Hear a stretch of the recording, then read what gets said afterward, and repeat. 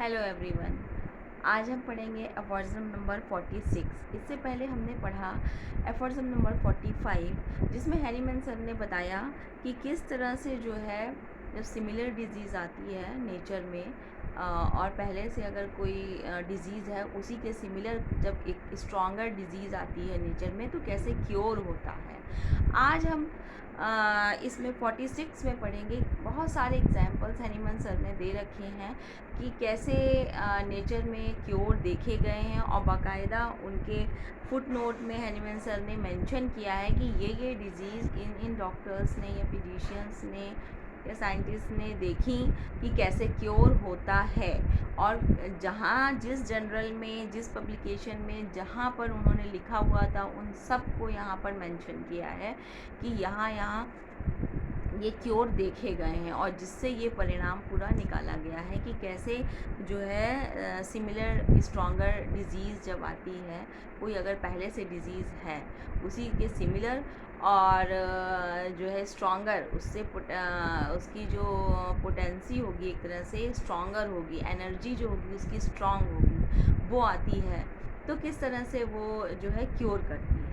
तो हम पढ़ते हैं एफॉर्ज़म, सारे एग्जांपल्स पढ़ेंगे। 46 एफॉर्ज़म वैसे भी थोड़ा बड़ा है तो आराम से पढ़ेंगे इसे और सारे एग्जांपल्स हम कवर करेंगे इसमें कि हैरीमैन सर ने किस तरह से बताने की कोशिश की है। बार बार इस चीज़ को वो बताते हैं, बार बार रिवाइज़ करा रहे हैं। क्यों? क्योंकि हमारे दिमाग में अच्छे से ये चीज़ें बैठ जाएं कि ये ऐसे ही होता है। जब इन्होंने ये बुक ऑर्गेनॉन लिखी तो उस टाइम पर होम्योपैथी को कोई नहीं जानता था, तो अपनी चीज़ को, अपनी बात को रखने के लिए और प्रूफ करने बाकायदा प्रूफ की बातें अच्छे से समझ जाए सारे लोग, इसलिए इन बातों को बार बार जोड़ दिया गया और बार बार लिखा गया है। ठीक है, तो पढ़ते हैं हम 46 एफॉर्ज़म।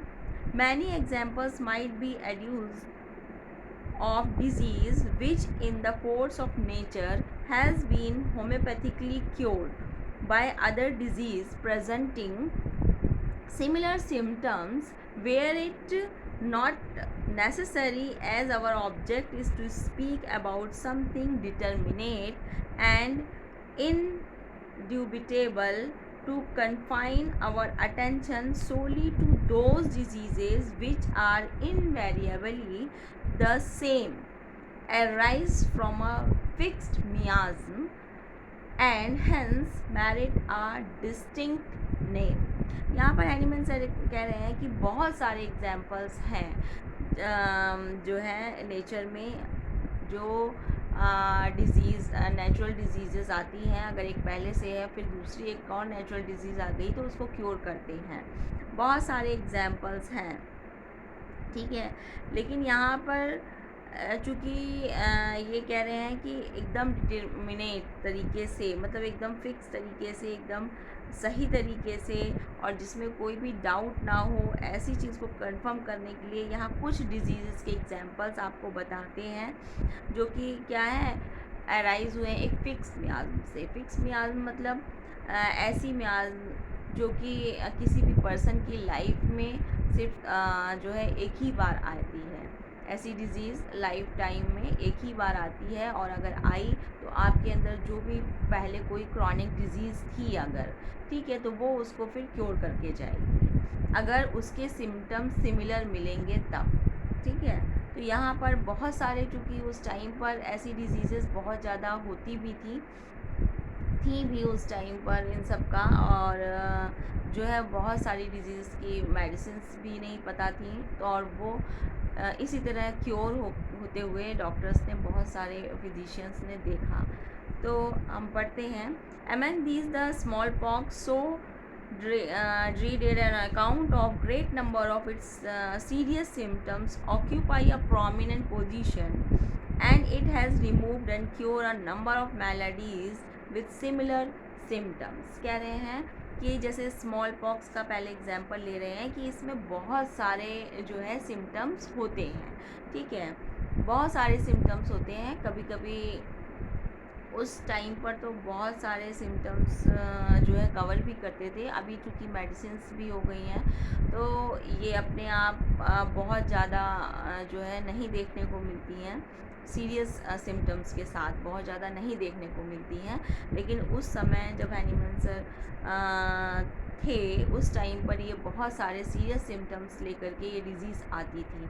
ठीक है, और कह रहे हैं कि बहुत सारे सीरियस सिम्टम्स के साथ ये डिज़ीज़ आती है और बहुत सारी मेलेडीज़ के साथ ठीक भी होती है। मेलेडीज़ यहाँ पर हमारी मेडिसिन से रिलेटेड है। अगर हम सिमिलर सिम्टम्स के अकॉर्डिंग हम मेडिसिन देते हैं तो वो उसको कवर भी करती है, ठीक भी करती हैं। How frequently does small pox produce violent ophthalmia, sometime even causing blindness, and C, by its inoculation, Dajotiox cured a chronic ophthalmia permanently and Lori another। यहाँ पर बात कर रहे हैं कि ऑप्थेल्मिया, ठीक है, पेशेंट्स को उस टाइम पर जो है स्मॉल पॉक्स का एक बहुत प्रोमिनेंट सिम्टम हुआ करता था कि ब्लाइंडनेस आ जाती थी। ठीक है, आँखों की समस्या आती थी और उसके साथ क्या होता था, ब्लाइंडनेस भी आ जाती थी। तो दो डॉक्टर्स हैं, डेजोटियक्स और लॉरी, यहाँ पर मेंशन किया गया है कहाँ इन्होंने दिया हुआ है, फुटनोट 40 और 41 में। उन्होंने इसको प्रूव किया कि ये किस तरह से क्रॉनिक ऑप्थेल्मिया को स्मॉल पॉक्स ने ठीक किया।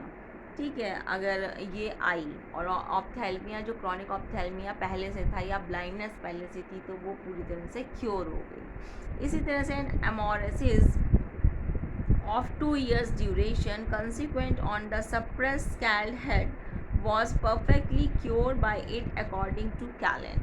कैलन कह रहे हैं कि किसी तरह से एमोरेसिस थी 2 years से ड्यूरेशन से थी, जो कि सप्रेस स्कैल्ड हेड के सप्रेशन से आई थी। एमोरेसिस क्या है, ये भी एक तरह की ब्लाइंडनेस है जो कि स्पाइनल नर्व की इंजरी, ऑप्थेल्मिक वो ऑप्टिक नर्व की इंजरी के कारण होती है। ठीक है, ब्लाइंडनेस आ जाती है, तो वो भी जो स्मॉल पॉक्स से ठीक हुई। इसी तरह से how often some does smallpox cause deafness and dyspnoea.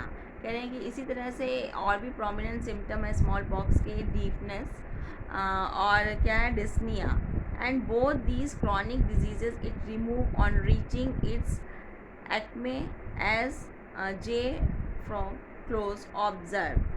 ठीक है, तो यहाँ पर कह रहे हैं कि डीफनेस और डिस्निया भी क्योर होते हैं, बताते हैं स्मॉल पॉक्स से, चूँकि ये भी जो स्मॉल पॉक्स का सिम्टम है, जब स्मॉल पॉक्स अपने पूर्ण चरम पर होती है तब, तो वो इसको भी पूरी तरह से ठीक करती है। इसी तरह से स्मॉल और भी है स्मॉल पॉक्स के सिम्टम, जैसे स्वेलिंग है, टेस्टिस में स्वेलिंग आ जाती है। तो यहाँ पर बता रहे हैं कि स्मॉल पॉक्स से ही जो है जब चोट लग कोई भी बॉल और या चोट लगने के बाद टेस्टिकल्स जब हमारी स्वेल हो जाती हैं, तो वो जो है स्मॉल पॉक्स जब आता है तो वो टेस्टिकल जो चोट लगने के कारण जो स्वेलिंग आई थी वो क्योर कर देती है। ठीक है, Among the troublesome symptoms of smallpox is a dysenteric state of the bowels। कह रहे हैं कि इसमें से एक और सिम्टम है डिसेंट्रिक स्टेट जो है बॉवल्स की, वो भी जो है स्मॉल पॉक्स के द्वारा क्योर होती देखी गई। इसी तरह से small pox coming on after vaccination as well on account of greater strength as its great similarity at the occurrence of remove entirely cowpox homeopathically। कह रहे हैं कि इसी तरह से अगर किसी को काउपॉक्स था और उसको स्मॉल पॉक्स का वैक्सीनेशन दिया गया तो उसने उसको इंटायरली ठीक कर दिया, क्योंकि वो जो है ग्रेटर इंटेंसिटी में वैक्सीनेशन जो थी वो ग्रेटर इंटेंसिटी स्ट्रेंथ उसकी ग्रेटर थी, मतलब स्ट्रेंथ ग्रेटर थी, मतलब वही कि जो है हायर थी मेडिसिन वो स्मॉल पॉक्स, तो उसने जो है काउ पॉक्स को भी होम्योपैथिकली ठीक कर दिया। इसी तरह से कहीं कहीं देखा गया कि स्मॉल पॉक्स जो है काउ पॉक्स जब मैच्योरिटी पर था तो स्मॉल पॉक्स के थ्रू भी ठीक हुआ, और स्मॉल पॉक्स था तो वो काउ पॉक्स के थ्रू ठीक हुआ। ठीक है, अब आते हैं इसमें दूसरे काउ पॉक्स की बात की गई है कि काउ पॉक्स के जितने सिम्टम्स हैं, जैसे कि लिम्फ नोड में स्वेलिंग आ जाना, ठीक है, और क्यूटेनियस इरेप्शंस आना, ये सारे के सारे जो है इन्होंने पूरा बताया कि कैसे ड्राइनेस, पिंपल्स, एरियोला के अराउंड रेड हो जाना, फिर वो अपने आप में मिल जाते हैं, कोलैप्स हो जाते हैं, कंजॉइंट हो जाते हैं, क्यूटेनियस इरप्शंस बनाते हैं, स्पॉट बनाते हैं। तो ये जितने भी काउपॉक्स के सिम्टम्स हैं, ये जो है उसी तरह के जो क्यूटेनियस इरप्शंस अगर किसी भी सिक पर्सन में मौजूद थे तो उनको इन्होंने क्योर किया। सारे एग्जाम्पल्स इन्होंने यहाँ पर दिया भी है कि ये यहाँ पर दिए गए थे। इसी तरह से काउपॉक्स की बात करें कि काउपॉक्स में फ़ीवर भी था, तो उसने जो इंटरमिटेंट फ़ीवर अगर किसी पेशेंट को पहले से था तो ये भी बताया गया कि कोई भी जो 2 फ़ीवर होते हैं वो एक साथ सिमिलर हैं अगर, तो वो नहीं रह सकते हैं। तो उसने उन इंटरमिटेंट फ़ीवर को ठीक कर दिया, बट काउपॉक्स वाला जो फ़ीवर है वो रहा। ठीक है। इसी तरह से मीज़ल्स की बात की गई है। आगे एग्जाम्पल दिया है इन्होंने मीज़ल्स का कि measles bear a strong resemblance in the character of fever and cough और वूपिंग कफ। ठीक है, तो मीज़ल्स जो है स्ट्रॉन्ग रिजेम्बलेंस मतलब बहुत ज़्यादा मिलता जुलता है वूपिंग कफ से।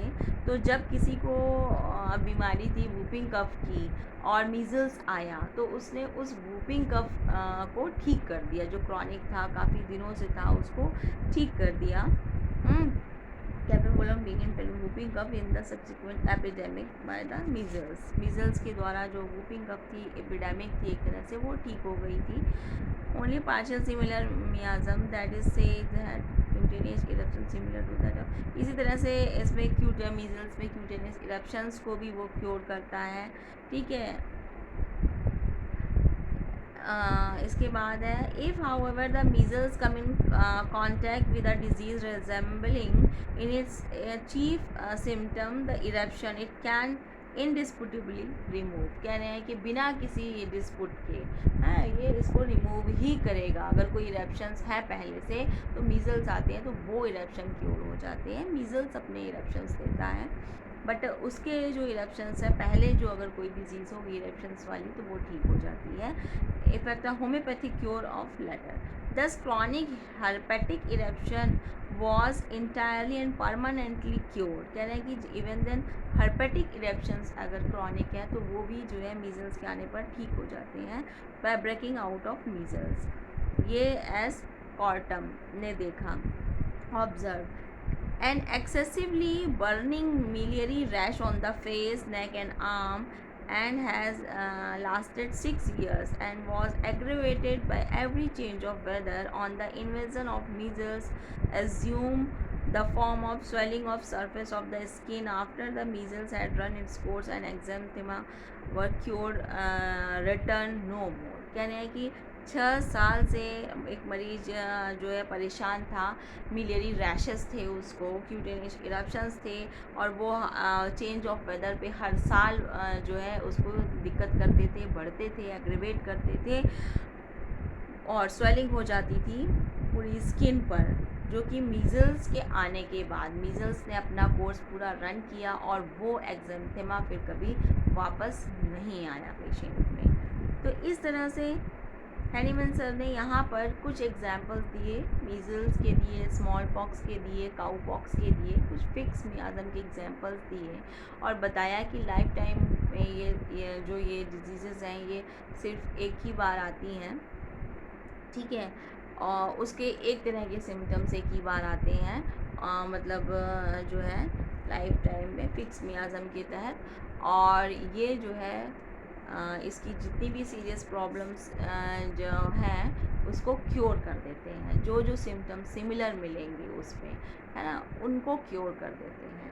इस तरह से इन्होंने अपनी बात रखी यहाँ पर कि किस तरह से जो है सिमिलर डिज़ीज़ जब आती है अगर वो स्ट्रॉन्गर होती है तो वो वीकर वाली को क्योर कर देती है, पूरी तरह से क्योर कर देती है। और फिर जो स्ट्रॉन्गर है वो अपना कोर्स ख़त्म करके, अगर उसका जो चूँकि एक्यूटली होगी तो वो अपना कोर्स रन करके ख़त्म हो जाएगी, चली जाएगी। और अगर नहीं जा पाएगी, हमारा वाइटल फोर्स अगर नहीं जाने दे पाता है तो उसके लिए फिर होम्योपैथिक मेडिसिन की ज़रूरत पड़ेगी।